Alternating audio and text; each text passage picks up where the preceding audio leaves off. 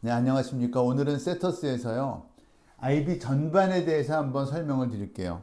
이 전체를 보시고 나중에 배치할 때는 어떻게 하고 지금 뭘 하고 있어야 되겠구나를 아시면 될 것 같고요. 여기 인덱스에 보면 IAE, TOK, CAS 등 IB에서만 쓰는 단어들이 있어도 이것도 다시 한번 정리를 해드리겠습니다. 자, IB가 지금 현재 우리가 있는 것은 이어 1 친구들은 여기에 와 있고요. 가을에. 그렇죠? 이어 2 친구들도 지금 여기 가을에 와 있습니다. 이 가을의 의미가 어떤 것이고 그 다음에 겨울이 되면은 그리고 봄이 되면 각각 어떤 일들이 벌어질지 미리 예측적으로 말씀을 드리겠습니다. 이어 1 여름방학 때는요. 이어 1 전체를 놓고 봤을 때요. 이어 1 전체를 놓고 봤을 때 제일 중요한 건 마지막까지 시험을 잘 봐서 GPA, 그러니까 내신 성적이죠. 내신을 유지하는 게 가장 중요합니다. 그러니까 12학년 때 내신은 별로 안 중요해요. 우리나라나 해외나 어디나 마찬가지로 반영이 되거든요. 자, 내신은 이어제로. 그러니까 지금 현재 10학년 친구들 내신 성적 대입에 반영됩니다. 어느 나라든지 다 반영된다고 보시면 됩니다. 미국, 한국은 특히 많이 되고요. 싱가포르, 홍콩도 마찬가지로 보고 있죠. 그래서 이 이어제로도 마지막 지금 여기서 어차피 시험을 보고 그 성적으로 마지막 그 내신 성적이 결정이 되니까 이번 겨울부터는 요 마지막 시험을 향해서 아이들이 얼마나 하고 있나를 봐주셔야 되고요. MIP 과정을 하는 친구들은 약간 레고 맞추기식이에요. 그래서 안 맞다가 맞다가 막 이러거든요. 그래서 그 빈 부분들을 레고가 결국은 나중에 맞겠지만 짝이 비어 있거든요. 그러니까 이 순서 때문에 그렇습니다. 배우는. 그래서 그 겨울까지 아이들이 성적이 뭔가 잘 안 나올 때요. MIP 하는 친구들은 그게 실력이 안 좋아서가 아니라요. 전체를 다 배우지 않았기 때문에 아직까지 빅픽처가 잘 안 그려지는 거거든요. 잃어버린 퍼즐 조각들을 찾아서 맞춰줄 필요가 있습니다. 자, 이어 1 여름방학 때 선행들을 많이 했을 겁니다. 여름방학 때 선행을 하는데 항상 이 비율을 잊지 마세요. IB에 70% 투자를 해야 되고 IB를 먼저 공부하셔야 됩니다.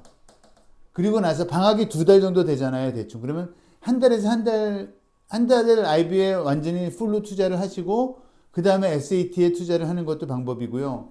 아니면 2달을 다 IB를 오전, 오후는 IB를 하고 저녁을 SAT로 하고 이 2가지 방법 중에 어느 것이 좋은지 모르겠습니다. 근데 IB를 해야 되는 과목이 많으면 2달 동안을 나눠서 하는 게 좋아요. 저희 4과목 듣는 친구들이 있거든요. 4과목 듣는 친구들은 보통 3과목인데 4과목 듣는 친구들은 2과목을 하는 게 더 효과적일 경우가 많아요. IB를 한 번에 4과목을 하게 되면 아이들이 너무 힘들어요. 그런 놓치는 과목이 생기기 때문에 그런 문제가 생기겠죠. 자, 지금 이어제로 10학년의 친구들은요, IB를 하는 게 이제 갑자기 실감이 나기 시작하는 게 요번 겨울방학 때예요.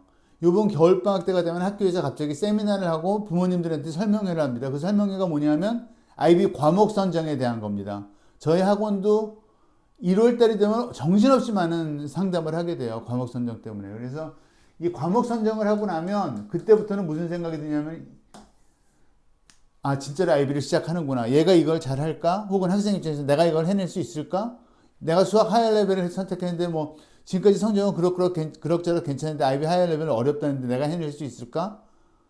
요즘은 공대 가야지 취업 잘 된다니 물리를 하긴 해야 되는데 IB 물리는 어떻지? 여러 가지 질문이 떠오를 겁니다. 그래서 그때에 어떻게 할지를 결정을 해야 되니까 지금부터 서서히 나는 어느 나라로 대학을 가고 싶고 어떤 전공을 하고 싶고 어떤 과목은 내가 할 때 재밌고 어떤 과목은 재미없더라. 이걸 잘 생각을 해야 돼요. 그러니까 내가 재미없다고 생각하는 과목들은 대부분 내가 어렵다고 생각하는 거고요.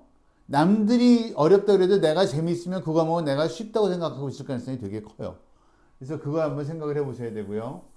지금 이제 일단 여름방학 뭐 둘도 없이 중요하죠. IB에 대한 첫 적응을 해야 되는 거기 때문에 이때는 IB의 시스템을 잘 알고 있는 곳에서 선행을 하는 게 무조건 좋습니다. 왜 우리는 선행을 할까요? 왜 한국 학생들이 이렇게 선행을 해야 될까요? 다른 나라 학생들은 별로 안 하는데. 이유는 우리나라는 7점을 맞아야 돼서 그래요. 다른 나라처럼 5점 맞고 6점 맞아서 갈 수 있는 거라면 우리나라 애들도 IB 시작할 때 그럴 필요 없어요. 그런데 우리는 뭐 서울에 있는 중앙대까지를 놓고 보면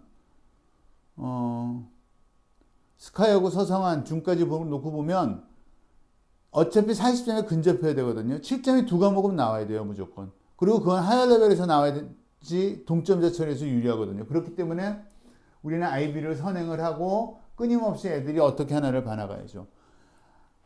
이제 여기서 선행을 하고 가면은요. 여기도 제가 SAT 30%라고 써놓은 이유는 뭐냐면은요. IB는 하고 나서 뭐 SAT라고 학교를 가더라도 내용이 있으니까 잘할 수 있거든요. 이제 SAT는 순간적인 감으로 푸는 문제들이에요. 다 되게 인투이티브하죠. 그래서 SAT는 내가 학원 다니다가 끝나자마자 시험 볼수록 유리해요. 근데 여기 지금 보통 9월 시험 8월에 보기도 하고 9월 초에 보기도 하지만 이 시험을 등록을 해서 SAT 볼 친구들이 여기 봐야 되고요. 요 바로 앞 단계에서 학원을 다니고 있는 게 유리합니다. 그래서 제가 아까 말씀드린 게 먼저 IB를 하고 그 다음에 SAT를 하세요라고 말씀드린 이유가 이런 과정이죠. 이게 보통 10점에서 20점은 그냥 차이 나거든요. 그래서 이거를 지켜주시면 좋고요. 이제 지금 가을에 이어간 친구들은 가서 보면은 여기 선생님 적응하기라고 돼 있죠. 이건 다른 말로 하면은요. 과목은 비교적 쉽고 숙제가 별로 결정적인 숙제가 별로 없다는 얘기예요. 제가 말씀드린 결정적인 숙제라는 거는 마지막 파이널 성적에 포함되는 숙제를 말합니다. 보통 때 해서 내는 숙제들은요. 나중에 파이널 성적에는 하나도 안 들어가요. 물론 내신에는 들어가겠지만 IB 성적을 좌우하진 않습니다. 자, 선생님 적응하기예요.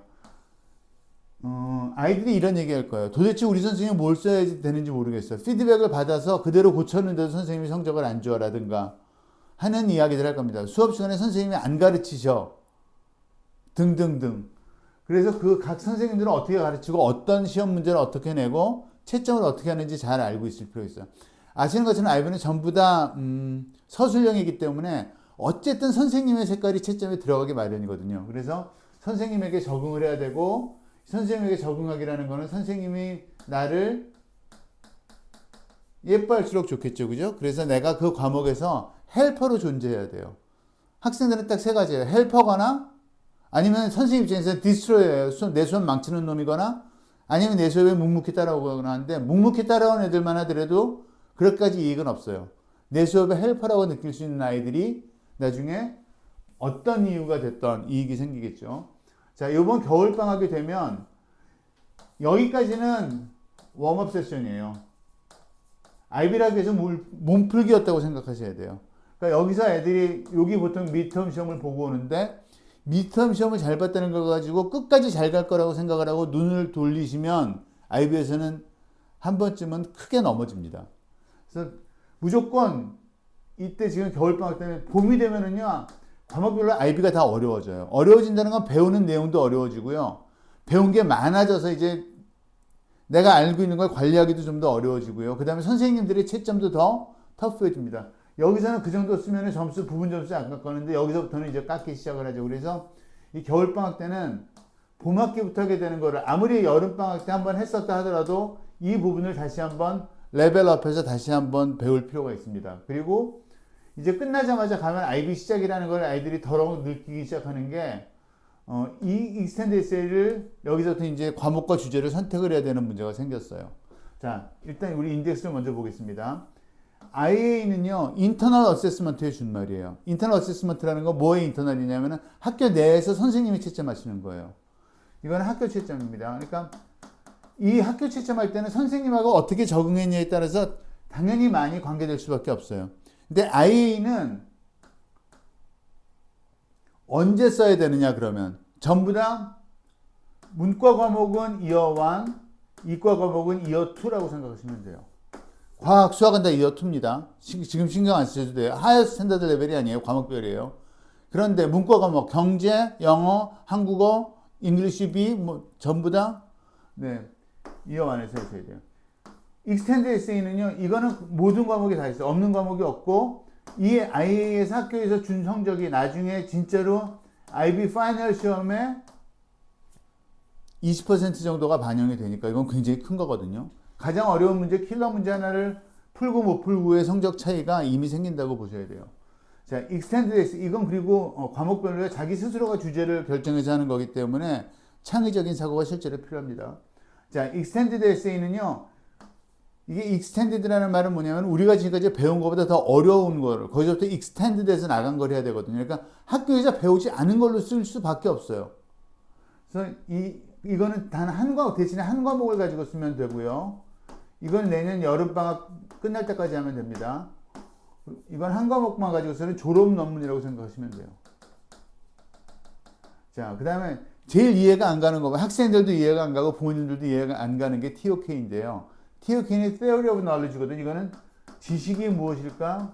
우리는 어떤 지식을 어떻게 배우는 게 좋을까 하는 사실은 학습법에 해당하는 거에 가장 가깝다고 보시면 되고요. 카스는 특별활동입니다. 그래서 이 카스는 IB 성적에 들어가지를 않습니다. TOK하고 Extended Essay가 3점 들어갑니다. 그리고 IA는 과목별로 20%가 들어갑니다. 따라서 이 위에 세 가지는 IB 실제로 하면서 놓치지 말아야 할 것들이 되겠죠. 자, 1학년 마지막 시험은요. 여기서 말씀드린 것처럼 IB의 레벨이 올라가기 때문에 마지막 시험 문제는 절대로 만만치 않습니다. 여기하고 여기하고는요. 문제의 질이 좀 달라요. 여긴 진짜 IB식으로 보거든요. 여기까지는 배운 게 별로 없으니까 실제 IB식 성적이 시험이 잘 없어요. 이건 킬러 문항도 없다는 얘기거든요. 그랬다 여기 되면은 이제는 시험 문제가 어려워지기 시작을 하죠. 그래서 여기까지는 무조건 내신 지키기가 가장 중요합니다. 그리고 1학년 내신은 말씀드린 것처럼 모든 학교에 다 들어가기 때문에 중요하고요. 근데 이제 학교에서 보면 엔드 오브 이어 exam이라고 돼 있다가 mock exam이라고 돼 있다 용어에 헷갈림이 있는데요. mock exam은 무슨 말이냐면 IB 형식으로 보겠다는 거예요. 근데 이거 mock exam이든 end of year 시험은 이건 전부 다 학교에서 채점하고 학교에서 출제를 하는 거기 때문에 학교 선생님하고 내가 얼만큼 잘 친해져 있는지, 즉 내가 얼만큼 학교 선생님을 파악하고 있는지에 따라 성적에 많은 것들이 결정이 되겠죠. 그래서 이번 여름에는 IB 선행하는 거 굉장히 중요하고요.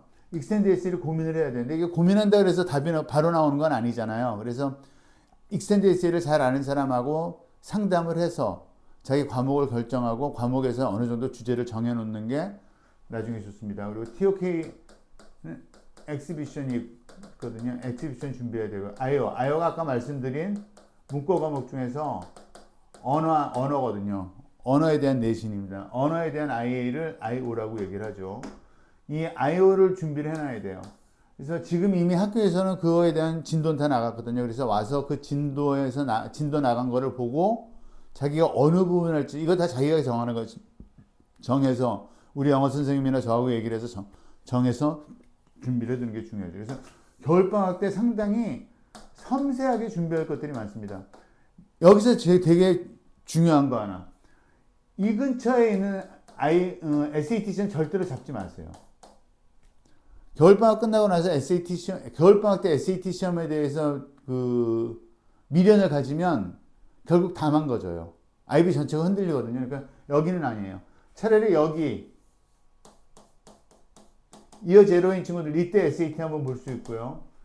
요 여름 끝나자마자 여기 SAT 볼 수 있습니다. 여기는 건드리시면 안 돼요. SAT 들어올 틈이 없습니다. 그렇게 하고 나서 애들이 IB에 대해서 이제 제대로 과제도 하고 레벨도 적응을 하죠. 이어 2는 이제 많은 것들을 실제로 여기는 결과를 내고 보여줘야 돼요. 자, 드디어 이제 이 사이에 무슨 일이 벌어지냐 하면 끔찍하게 모든 과제를 다 합니다. 그러니까 IA를 의미하는 거겠죠. E도 그때 다 써야 되고요. TOK, AC도 이때 다 끝납니다. 그러면 겨울에서부터 파이널 준비를 시작해야 되고 싱가포르, 홍콩, 영국, 미국 등 대학 자소서를 쓰게 되죠. 12특인 친구들은 이때 한국 대학도 미리 연습해 놔야 되고요. 카이스트 갈 친구 이때부터 써야 됩니다. 그래서 자소서 준비해야죠. 그렇게 하고 나면 겨울방학 때는 그래서 각 과목별로 이때 사실 별로 공부를 많이 못하고 오거든요. 그래서 과목별로 필요한 것들을 채우고 이제 파이널 준비를 할 수 있도록 기초를 다지는 작업을 하게 되죠. 근데 우리 여기 이제 세터스 오는 친구들은 와서 마지막으로 IA 검토하고 익스텐드 에세이 검토하고 TOK 에세이 쓰고 대학 자소서 쓰고 대학 배치하고 이 배치에 맞게 자소서 쓰고 그러고 가게 되기 때문에 겨울방학 때 굉장히 바쁘거든요. 만약에 못 와서 그냥 온라인으로 줌을 하게 되는 친구들은 줌으로 저랑 상담을 잡아서라도 이걸 꼭 마치고 가야 됩니다. 그러니까 이번 겨울에는 다른 언제보다도 할 게 많은 겨울이거든요. 아이비 하는 친구들은요. 그래서 이때 한번 해야 되고요. 그러면 SAT 성적이 이때까지 안 나왔어요. 그럼 언제 시험을 봐야 되겠죠? 네, 맞습니다. 이 이어 투 여름 끝나고 이때 한 번 더 있습니다. 그러면 이때 한번, 이건 뭐 볼지 안 볼지 모르지만 이때 한번, 이때 한번, 여기서 한번, 그리고 이때 리비전 할 때 여기 봄에 한번. 이렇게 해서 SAT는 원래 세 번밖에 못하니까 SAT는 이렇게 계획을 짜놓으세요. 그럼 이제 남는 게 하나죠. 토플이죠. 토플은 무조건 이 겨울방학 끝나고 나서 이때 보면 됩니다. 이때 토플 1학년 때 잊고 지나가세요. 이 겨울 끝나고 이때 토플 보면 애들 다 100점 맞아. 100점 넘게 나오니까 염려 안 하셔도 됩니다. 그래서 이 전체 스케줄을 생각을 하셔서 보시면 좋겠고요. 나중에 이걸 어느 정도 좀 우리가 정리를 해서 다시 우리 채널에다 올리도록 할게요. 또 오늘 이 전체 흐름과 용어들이 부모님들께 또 학생들에게 정리되는 기회가 됐으면 좋겠습니다. 감사합니다.